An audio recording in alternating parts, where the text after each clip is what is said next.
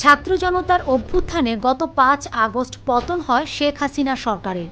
তারপর থেকে ভারতের কতিপয় গণমাধ্যম ও ক্ষমতাচ্যুত আওয়ামী লীগের অনলাইন অ্যাক্টিভিস্টরা অভিযোগ করতে থাকে, পরিবর্তিত পরিস্থিতিতে বাংলাদেশের সংখ্যালঘুরা নির্যাতিত হচ্ছেন, নির্যাতনের তীব্রতায় থাকতে পারছেন না বাংলাদেশে।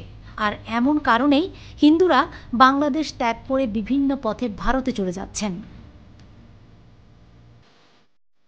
শেখ হাসিনার ত্রাণকর্তা ভারত বারবার মিথ্যা সংবাদ প্রচার করে আসছিল যে বাংলাদেশে হিন্দুদের উপর নিপীড়ন নির্যাতন চলছে। আবার সনাতনের মোড়কে দেশে অস্থিরতা তৈরি করতে আওয়ামী লীগকেই মাঠ গরম করার চেষ্টা করতেও দেখা যায়, তবে তাদের সেই চেষ্টাও ব্যর্থ হয়ে যায়। এমন সুযোগ কাজে লাগাতে ভারতও কম চেষ্টা করেনি।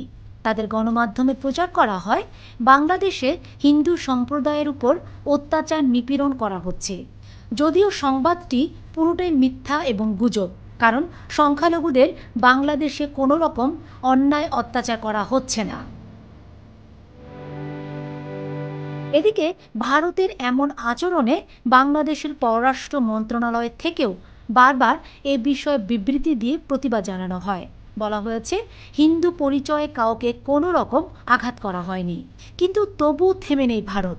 তাদের মিডিয়া প্রতিনিয়ত বাংলাদেশকে নিয়ে মিথ্যাচার করেই যাচ্ছে, পাশাপাশি দেশে এবং বিদেশেও করছে অপপ্রচার। এবার ভারতের এমন মিথ্যাচারের পর্দাচ্ছেদ করল সংবাদ মাধ্যম বিবিসি। তাদের এক প্রতিবেদনে ভারতের এমন অভিযোগের বিষয়টি মিথ্যা হিসেবে প্রমাণিত করেছে।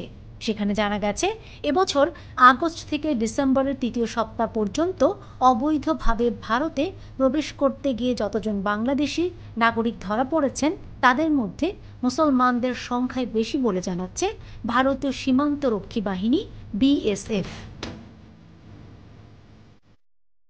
তবে এই প্রচারটা বিশেষত চলছে পশ্চিমবঙ্গ, আসাম সহ বাংলাদেশ সীমান্ত ঘেঁষা রাজ্যগুলোতে এবং বিজেপির বিভিন্ন সভা সমাবেশে। পশ্চিমবঙ্গে ২০২৬ নির্বাচনকে মাথায় রেখে এই প্রচারের তীব্রতা বাড়ানো হয়েছে বলেও উঠে আসে ভারতীয় বিভিন্ন রাজনৈতিক ব্যক্তিত্বের কথায়। Fatema Shilu, GTV news.